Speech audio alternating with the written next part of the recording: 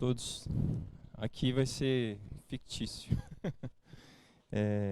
Como vocês puderam ver no teatro, e o propósito do simpósio de namoro é falar sobre o antes, o durante e o depois do relacionamento. Eu e minha esposa, a gente vai falar para vocês um pouco sobre o antes. Eu gostaria que a gente pudesse abrir a Bíblia no livro de Eclesiastes 3, do 1 ao 8. Amém?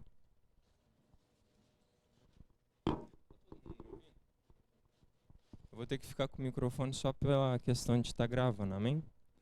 Mas se tiver abaixo, vocês, por favor, me falem, amém? Todo mundo abriu? A palavra fala assim, ó: tudo tem o seu tempo determinado, e há tempo para todo propósito debaixo do céu.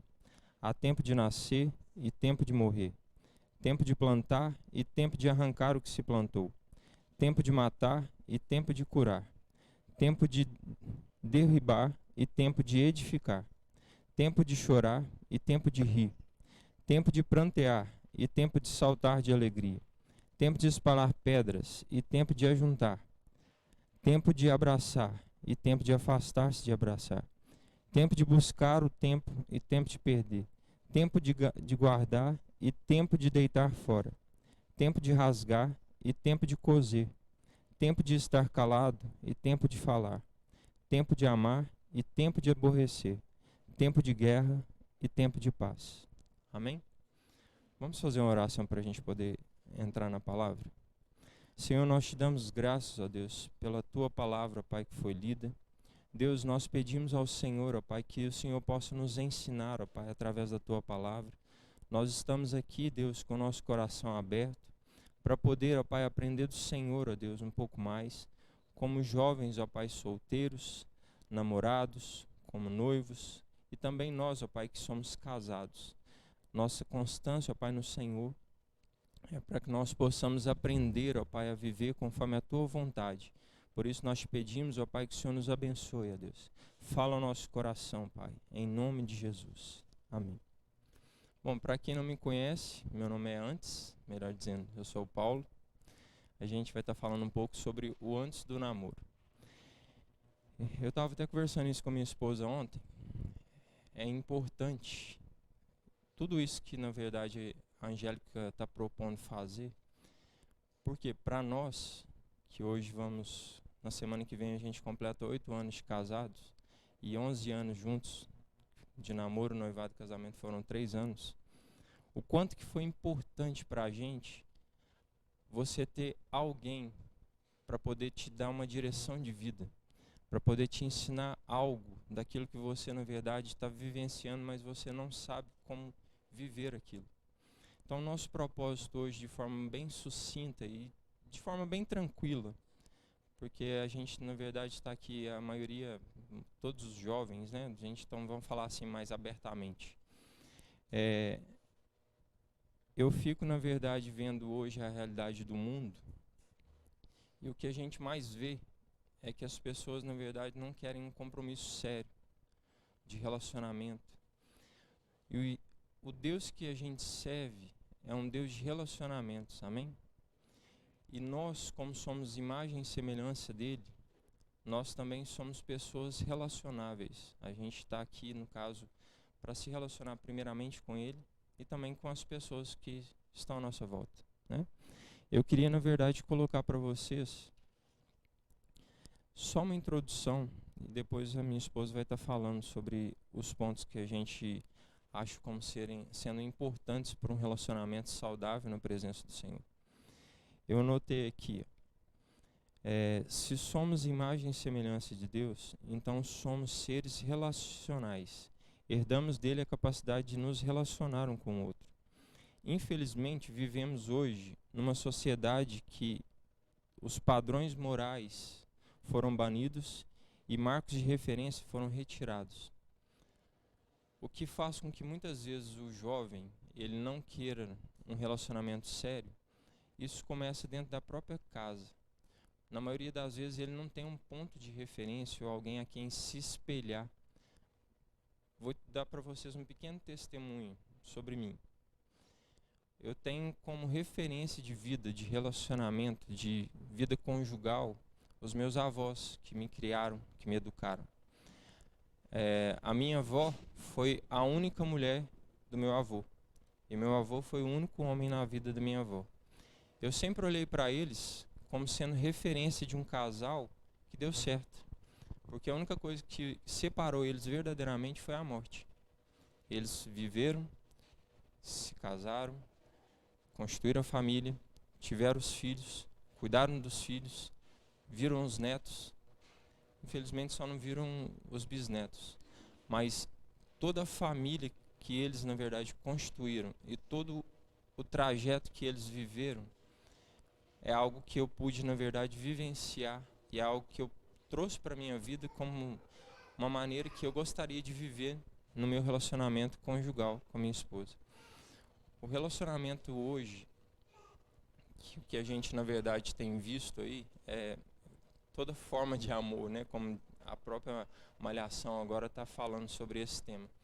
Mas para nós que somos cristãos, que caminhamos conforme a palavra de Deus nos orienta, essa não é a maneira correta da gente olhar para um relacionamento. Deus, na verdade, ele tem um propósito no namoro. O namoro cristão, ele tem um propósito. É por isso que o tema, na verdade, ele está falando sobre o antes, o durante e o depois. O antes, não que os outros não sejam importantes, mas o antes, na verdade, ele vai ser, com certeza, o mais importante na vida de cada um de vocês. É o tempo que vocês, na verdade, vão ter para, em Deus, escolher alguém para poder caminhar com vocês, como a Bíblia também fala, né? Até que a morte vos separe. Nesse caso de antes, você vai depender totalmente de Deus para que você possa fazer essa escolha. Muitas pessoas colocam em mente que quem vai escolher para você é Deus. Não é. Deus, na verdade, ele quer que você, sim, se relacione com ele, para que você possa buscar dele a direção, para poder fazer a escolha, no caso, não vou colocar a escolha correta, porque você vai estar se relacionando com uma pessoa também imperfeita, como você também não é perfeito. Mas Deus vai te mostrar na outra pessoa qualidades ou até mesmo princípios que você busca para que aquela pessoa que está ao seu lado, você possa ver nisso como algo bom para o seu futuro com essa pessoa. Eu, na verdade, vou colocar aqui para vocês só alguns pontos e eu vou passar para minha esposa, que eu anotei. Você sabia que o namoro cristão tem um propósito? Namoro não é uma decisão simples. Não se decide simplesmente pelo sentimento ou pela sua vontade de começar, ou só por ver no que vai dar, ou porque todo mundo está fazendo. Namoro é um período de preparação, de muitas responsabilidades, extremamente importante na vida de dois jovens cristãos e deve visar o casamento. É pesado falar sobre isso para vocês que estão se relacionando, ou até mesmo para quem está solteiro, mas você nunca deve buscar um relacionamento sendo cristão com o propósito simplesmente de fazer com que o tempo passe. O propósito de Deus para um relacionamento, a Bíblia mesmo não fala sobre namoro. A gente tem um exemplo de José e Maria. Na época deles, existia, na verdade, até mesmo pela região e pela... Como que fala? Esqueci a palavra agora.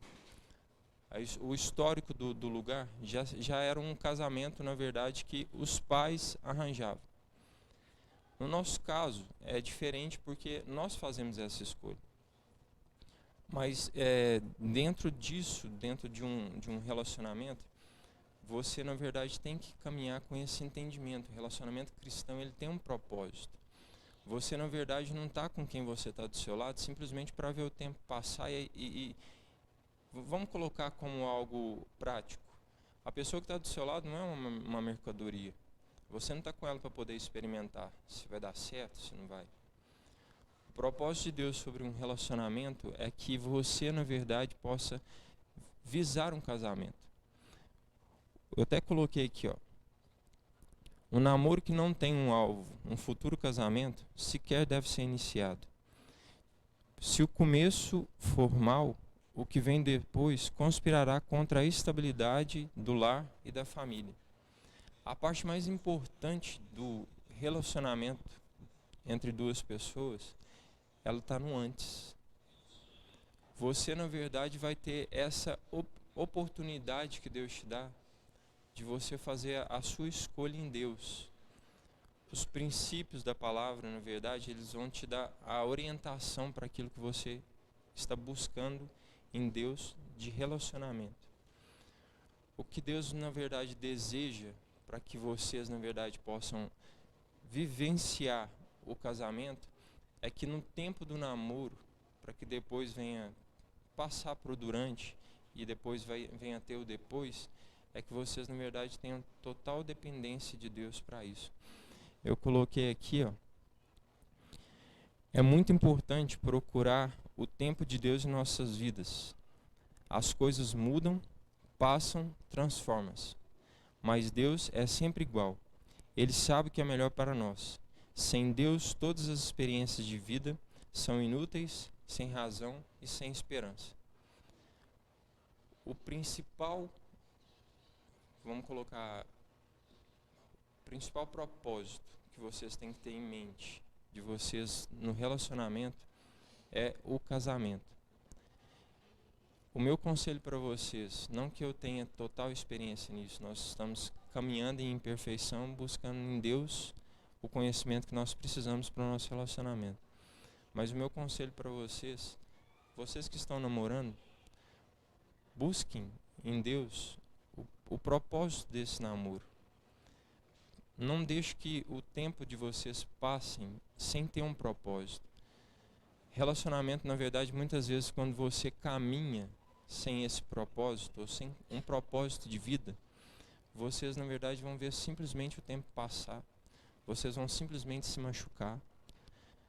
Porque o relacionamento, quando ele não tem um propósito, ele caminha, na verdade, simplesmente por vivenciar um tempo de experiência sem expectativas, sem um futuro. Todo relacionamento, na verdade, ele tem um propósito. E o que eu queria, em poucas palavras, que eu não a palavra minha esposa que vai estar trazendo, eu queria dar essa introdução simplesmente para que vocês pudessem pensar sobre isso. Deus tem um propósito no relacionamento. Então que vocês não busquem o relacionamento de vocês simplesmente para ver o tempo passar ou porque os seus amigos estão se relacionando, você está ficando para trás. Não é esse o propósito correto. Deus, na verdade, tem outro propósito para a vida de duas pessoas que se relacionam. E eu queria que vocês pensassem sobre isso. Nós estamos aqui, na verdade, tentando passar algo para vocês, para que a gente ajude vocês, na verdade, a errar menos do que às vezes nós erramos durante o nosso relacionamento. Amém? Eu vou estar passando a palavra para minha esposa e ela vai dar continuidade. Amém? No caso, eu sou a esposa do Paulo. Então, prazer, eu sou a Tamires. Tudo bem, gente? É porque eu acho engraçadinho que o Paulo fala a minha esposa, a minha esposa, a minha esposa. E no caso, prazer, gente. Eu sou a esposa do Paulo, a Tamires.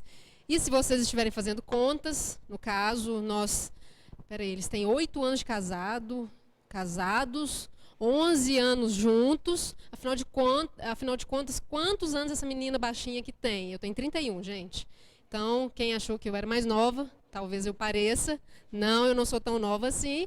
E o Paulo também tem essa cara de menino, mas já passou da casa dos 30 também. Então, apesar da gente ter uma carinha assim, bonitinha, novinha, a gente já está aí na casa dos 30. E quando a gente para pensar sobre, vamos falar sobre o antes, a gente volta, faz uma retrospectiva lá atrás, porque querendo ou não, talvez eu tenha quase a metade da idade de algumas pessoas aqui, ou um pouquinho, né? Então, um pouquinho menos. Então, quando a gente para pensar sobre esse antes, eu começo a olhar as coisas e pensar há 16 anos atrás, sei lá, 14 anos atrás, e por aí vai. Então, as memórias começam a voltar. Para a gente falar um pouco desse antes, a gente começa a pensar a respeito. Espera aí, como foi o meu antes? Né? Deixa eu recordar aqui, quando eu tinha, antes da casa dos 20, né? Como eram as minhas escolhas, como que foi a minha vida para decidir namorar, né? Eu e o Paulo, nós começamos a namorar, eu tinha 20 anos, né? 20 anos, 19 para 20 anos. Nós nos casamos, eu tinha 23, 24, aliás. O Paulo tinha 27. Então, o tempo passa muito rápido. E esses momentos aqui de sentar e ouvir são importantes porque a gente começa a analisar a vida e você sentado aí começa a pensar na sua própria vida, o que você já viveu até hoje, né? E o que você tem pela frente. E o que o Paulo disse é um bom resumo, porque a nossa intenção aqui é trocar experiências, te falar um pouco sobre aquilo que nós vivemos, apresentar alguns conselhos, para quê? Para que vocês errem menos do que nós erramos. Porque nós erramos, assim como todos erram. Eu e o Paulo, nós tivemos momentos com decisões erradas, né? Nós falhamos em muitos momentos. Nós estamos juntos há 11 anos. Nós tivemos decisões erradas, mas nós também acertamos.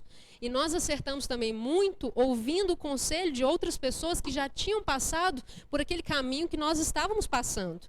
Né? Nós tínhamos pessoas próximas a nós que já tinham passado pelo namoro, que já tinham passado por um noivado, já estavam casadas, e com as experiências de vida dessas pessoas, nós pudemos errar um pouco menos em algumas situações. Então, o que você vai ouvir hoje, o meu conselho, daquilo que nós falamos, vamos falar, e outras pessoas vão falar, retenha aquilo que é bom, aquilo que é baseado na palavra do Senhor, retenha, pense a respeito, para que você tenha decisões mais assertivas daqui para frente. Hoje nós temos pessoas solteiras, temos outros casais de namorados.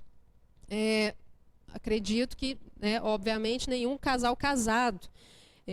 E a intenção é o quê? É que, ao ouvir sobre o antes, sobre o durante e sobre o depois, vocês possam analisar melhor os relacionamentos, os solteiros pensar melhor a respeito antes de tomar a decisão de estar com alguém, né? Aqueles que já estão namorando, pensar melhor como está sendo esse durante e como vai vir a ser esse depois. Essa é a nossa intenção, amém? Um ponto importante é que o casamento, ou seja, o depois, ele é um namoro que deu certo. Pense sobre isso.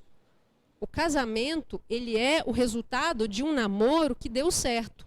Para que esse namoro desse certo, houve também um antes. As pessoas pensaram antes para optarem por aquela pessoa e as duas decidirem caminharem juntas durante o namoro, o noivado e um casamento. Então é importante que você entenda que o casamento, ele é um namoro que deu certo.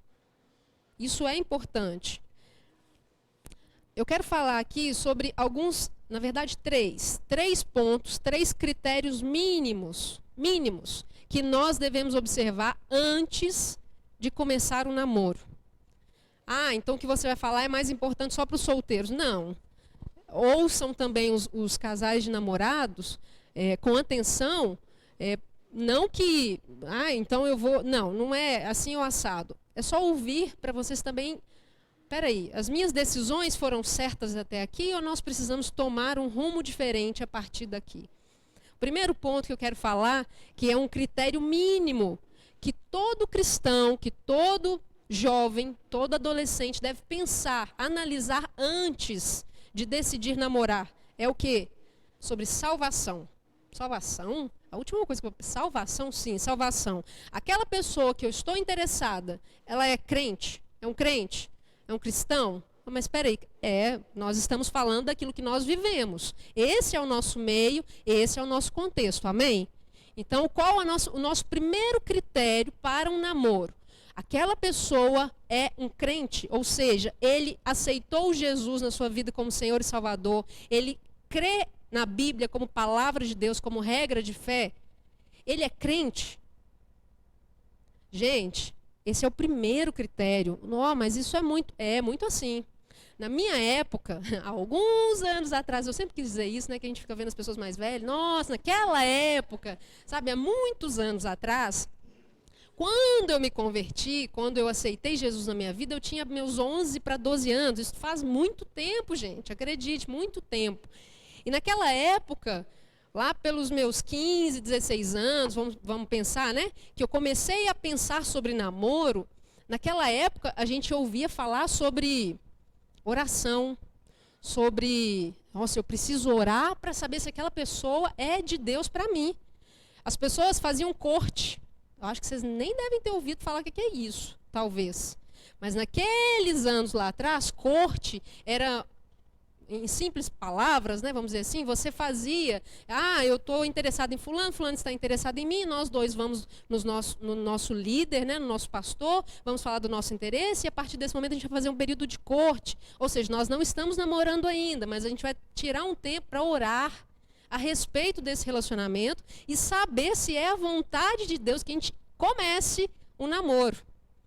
Hoje não existe isso. Corte, ninguém sabe nem o que é corte. Eu não estou dizendo, não estou dizendo que eu sou favorável ou que tenha que se fazer corte. Eu estou dizendo de como era há 15 anos atrás e como é hoje. Como que as coisas mudam, avançam, mas a Bíblia continua sendo a mesma. Nós queremos modernizar tudo, mas a Bíblia não foi modernizada, ela é a mesma. Ela é muito atual, mas ela não foi alterada. Ela é a palavra de Deus e sempre foi e ela será. Amém? Então, naquele tempo, as pessoas oravam. Elas se preocupavam em saber se era vontade de Deus ou não que aquele namoro começasse. Quanto mais dizer que iria namorar com um não cristão. Entende, gente? Porque não tem como imaginar, né? Não tinha. Hoje são situações, né, momentos muito diferentes, infelizmente, mas não havia hipótese de se namorar com alguém que não professava a mesma fé. Ou seja, o primeiro ponto aqui, então, que é um critério mínimo, baseado na Bíblia, e também como conselhos que nós gostaríamos de passar para vocês hoje, é salvação. Aquela pessoa é crente, ela serve ao Senhor, nós dois, ambos, nós aceitamos Jesus como Senhor e Salvador da nossa vida e decidimos andar conforme a Bíblia, a palavra de Deus. Se foi dessa forma, amém. Esse é um primeiro critério para começar esse relacionamento. Amós 3,3 diz, porventura andarão dois juntos se não estiverem de acordo? 2 Coríntios 6, versículos 14 e 15 diz, não vos prendais a um jugo desigual com os infiéis, porque que sociedade tem a justiça com a injustiça? E que comunhão tem a luz com as trevas? E que concórdia há entre Cristo e Belial? Ou que parte tem o fiel com o infiel? Isso é Bíblia, gente. Não é eu acho. É Bíblia. A Bíblia diz que nós não devemos fazer sociedade, nós não devemos nos unir com alguém que não tenha o mesmo propósito que nós, que creia no mesmo Deus que nós, que tenha a mesma, né, regra de fé. Por quê? Porque não vai dar certo. Vai, eu conheço muitos casais que deram certo. Amém. Eu também acho que eu conheço um aqui e outro ali que deu certo. Mas a não concordância em pontos primordiais na vida dos dois, com certeza gerou conflitos e problemas durante aquele relacionamento, e isso não tem como dizer que não. Desde um namoro, um noivado, quanto mais dentro de um casamento. Não tem como você... Uma coisa é eu gostar de rock e o Paulo detestar rock e gostar de, sei lá, de MPB. Isso são, sabe, é maleável, é flexível, você coloca um fone de ouvido, você abre mão de vez em quando e escuta junto. Isso, sabe, são coisas cotidianas, muito flexíveis para a gente mudar de ideia, para a gente aceitar o gosto do outro. Mas princípios bíblicos, regra de fé, crer que Deus é Deus e o outro não crer que esse Deus é Deus, isso é uma coisa muito diferente. E caminhar lado a lado, sem que o outro tenha essa mesma convicção, a Bíblia diz que não deve ser feito e que não vai dar certo. Esse é o problema do jugo desigual. um crente e um descrente vão ter pontos de vista bem diferentes uns dos outros em vários aspectos da vida, inclusive sobre Deus. Professar a mesma fé é uma das bases fundamentais para que um relacionamento seja saudável e tenha grandes chances de chegar a um relacionamento, a um casamento. É professar a mesma fé, é crer no mesmo Deus, é viver conforme a Bíblia diz. Segundo ponto, que é um fator crucial, é uma condição mínima para se começar um namoro, é a comunhão com Deus. Ou seja, mas é crente. A pessoa que eu estou interessada é crente, é cristão, então nós podemos começar um namoro e vamos embora. Não. Porque se você é crente de verdade, cristão, serve ao Senhor, conheceu Jesus, aceitou Ele na sua vida, decidiu ter a Bíblia como regra de fé e prática para te direcionar em todas as coisas da vida, não basta você olhar para o outro, ele é crente. Ser crente não basta para mim nem para você, quanto mais para sustentar um relacionamento. Mais do que ser crentes, a nossa decisão por um parceiro deve ser sobre a comunhão que ele tem com Deus, ou seja, a vida que ele tem com Deus. E eu estou dizendo isso, gente, baseado também em uma experiência muito pequena de vida, porque o que somos eu e o Paulo diante de um casal com 30 anos de casamento, 50 anos de casamento. Nós somos só 2 jovens com 8 anos de casados. Não é nenhuma década ainda, né, de casamento juntos. O que eu estou dizendo aqui é baseado nesse tempo que nós temos de relacionamento. Mas como seria muito mais rico um casal com um tempo maior juntos aqui falando para vocês. Mas eu tenho certeza que esse seria um dos pontos que eles falariam sobre a comunhão que o outro tem com Deus. Então, se você está aí pronto, solteiro, pronto para querer começar um relacionamento, observe. Se você não parou para orar sequer ainda sobre a outra pessoa, para ver se o Senhor concorda com aquele relacionamento, se é propósito dele, então, a primeira coisa que você tem que olhar é sobre salvação, é sobre a fé que o outro professa. O segundo ponto é qual a comunhão que essa pessoa tem com Deus. Porque ser crente, a maioria de nós somos. Mas comunhão com Deus é dia a dia. E aí já são outros 500. Comunhão com Deus tem a ver com aquilo que você faz quando ninguém vê, aquilo que você fala no seu trabalho, aquilo que você vive, aquilo que você faz escondido ou não, quando você está em casa, no trabalho, na rua, é aquilo que você é com Deus. E isso é comunhão. Ser crente, a maioria de nós diz ser. A maioria de nós. Eu creio que nenhum de nós, né, ou milhares de pessoas diria que não crê em Deus. Nós temos uma parcela muito pouca de ateus. Mas mais do que professar Jesus e dizer que é crente, é muito mais que isso, é a comunhão que nós temos ou não com Deus. Terceiro ponto, maturidade. Esse é o terceiro ponto, o nosso conselho para aqueles que ainda não decidiram namorar, estão pensando em namorar. Qual a maturidade que o outro tem e qual a maturidade que eu tenho? Porque maturidade, nós falamos de maturidade física, que tem a ver com a idade. Tem coisas que não a gente tem jovens muito maduros. Às vezes você pega uma moça de 15 anos, um rapaz de 15 anos, e eles são maduros. Você conversa e vê que é extremamente responsável, pensa sobre a vida, sobre o futuro, é engajado, é um ótimo filho, isso e aquilo, é muito maduro. Mas tem maturidade, tem uma maturidade que ela não tem a ver, ela é de quem tem 15 anos, mas ela é diferente de quem tem 30. Por quê? Porque quem tem 15 não chegou aos 30, não viveu o que quem tem 30 viveu, e não dá para dizer que tem a mesma maturidade do que aquela pessoa, porque não passou pelas mesmas experiências, não passou pelas mesmas decisões que o outro teve que passar. Então, nós falamos de maturidade, a gente tem que pensar nessa maturidade física, que tem a ver com a idade, essa maturidade emocional, que tem a ver com o quê? Com o equilíbrio das emoções que cada um tem, o equilíbrio ou o desequilíbrio. Né? Maturidade tem a ver com isso, com equilíbrio emocional. E maturidade também, ela tem um outro ponto que é a maturidade espiritual. um jovem de 15 anos, 16, 17 anos, ele não tem a maturidade espiritual que talvez um senhor de 55 anos tenha. Porque um senhor de 55 anos viveu 55 anos com Deus. Né? Ele caminhou um caminho mais longo do que aquele jovem. Então, maturidade, ela tem esses 3 níveis: física, emocional e espiritual. Deve ser observado, antes de entrar para um relacionamento, qual a maturidade que o outro tem. E qual a maturidade que eu tenho. Peraí, eu sou madura o suficiente emocionalmente para entrar num relacionamento? Mas como assim? Equilíbrio.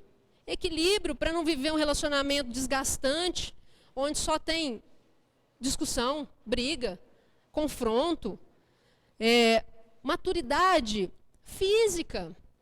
Porque vejamos bem, nós somos crentes, amém?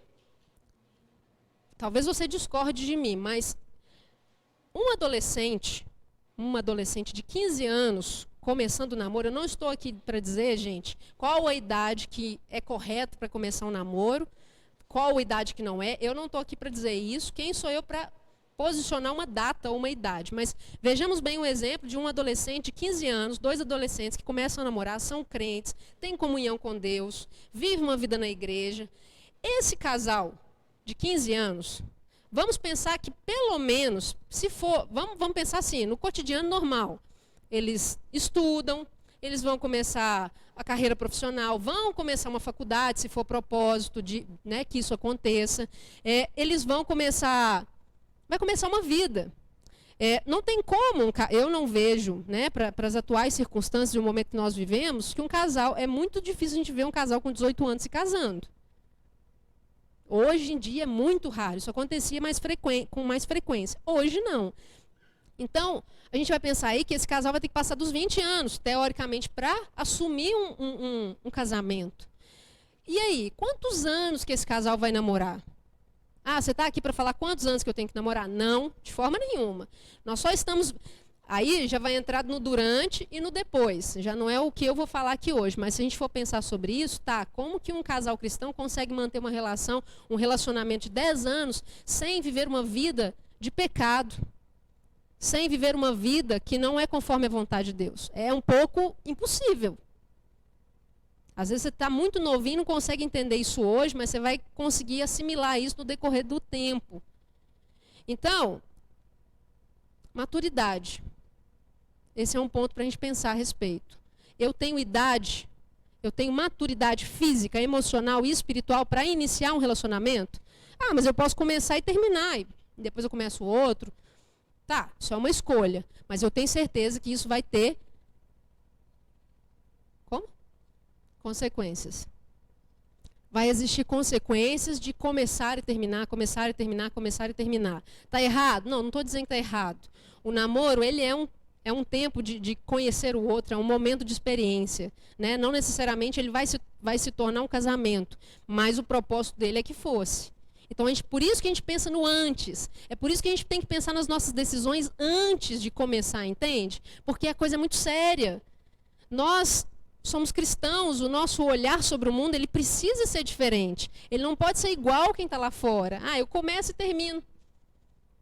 Tá, tenho certeza que o propósito bíblico não é esse, de ficar começando e terminando o tempo todo. Eu tenho maturidade espiritual suficiente para assumir esse compromisso? Como que o outro, ele resolve seus problemas? Eu sei resolver os meus problemas? O outro é maduro em todas as áreas da vida? São perguntas para a gente se fazer antes de começar um namoro. 1 Coríntios 13, 11, Paulo diz, quando eu era criança, eu falava como criança, sentia como criança. Agora que eu sou adulto, parei de agir como criança.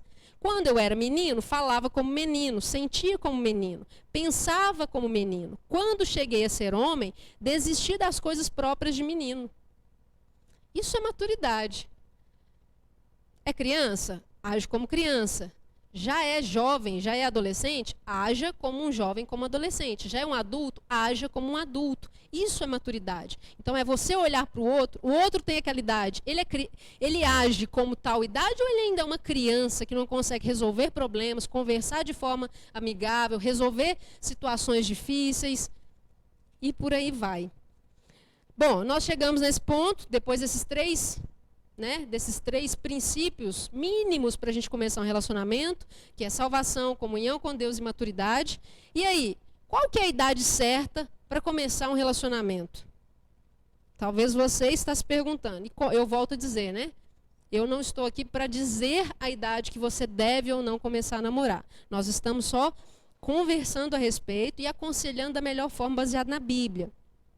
É muito difícil responder essa pergunta, mas o certo é que namoros prematuros não são muito saudáveis e criam problemas emocionais que poderão permanecer para o resto da vida. E os problemas, eles são uma lista grande, gente. E eles não são só de quando é um relacionamento entre dois adolescentes muito jovens. Um namoro que começou errado, não deveria ter começado, e termina, ele gera problemas, tanto para um quanto para o outro, que podem ficar durante um bom tempo. Eu acho que um deles, e talvez um dos principais, eu já acho que é o desconforto em estar no mesmo local que outra pessoa e já não conseguir conversar como conversava. Aí você já cria dois grupos distintos de amigos, dois grupos distintos de lugares para se estar e por aí vai. Então imagina isso acontecendo várias vezes. Importante lembrar que nós devemos respeitar as fases da vida. Eu consigo arcar com as responsabilidades de começar um namoro? Que responsabilidades? Muitas. Uma delas, às vezes a gente vê adolescentes começando um namoro prematuramente. E aí a minha pergunta é, você consegue pelo menos pagar o presente que você vai dar no dia dos namorados para o outro? Ou quem paga essa despesa são os seus pais? Será que é uma coisa simples, mínima, mas é um ponto a ser pensado? Né? Eu consigo assumir a responsabilidade de um relacionamento com o outro? Isso tem a ver com maturidade. É para ser pensado. E para encerrar, gente, motivações, nós listamos aqui algumas motivações erradas para se começar um namoro. Primeiro, aparência física. Aparência física nunca foi um ponto para se começar um relacionamento, e tenha certeza disso. Primeiro porque se você começar porque é bonito, eu posso te dizer que um dia pode deixar de ser bonito. Porque isso acontece, né? Acontece.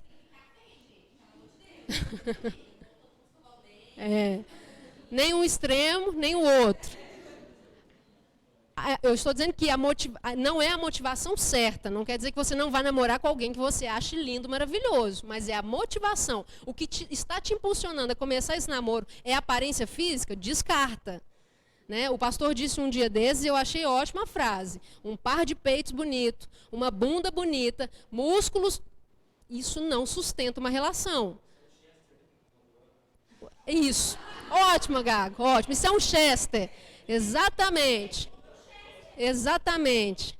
Exatamente. Sem dizer que no outro dia você pode achar outra pessoa com um par mais bonito ainda, e sem dizer que isso um dia cai, e sem dizer que e por aí vai, gente. Eu nem vou entrar, porque isso aí é coisa lá do casamento, e o teatro diz bem sobre isso. Aparência física é uma motivação errada para começar. Segundo, uma autoafirmação, uma tentativa de se impor, sabe, para o meio te aceitar. Todo mundo está namorando, eu preciso começar a namorar urgente. Isso não é motivação, não pode ser motivação de você começar a namorar. As pessoas têm tempos diferentes, isso tem a ver com fases da vida. Viva a fase que você deve viver. Isso é ponto principal. Outra motivação errada, desespero, que é essa autoafirmação. Pelo amor de Deus, eu estou com 15 anos e eu não namoro. Isso é um absurdo. 15 anos. As pessoas namoram. 15 anos, gente, 15 anos. 15 anos. Passa tão rápido, sabe? Sei lá, a Copa de 94 teve uma Copa? Pois é, olha, você vê, eu tinha 6 anos de idade. Pensa, tipo assim, voou de lá para cá. Eu tenho 15 anos e eu preciso namorar. Isso é desespero, isso não pode ser motivação para você namorar. Vai chegar o seu tempo.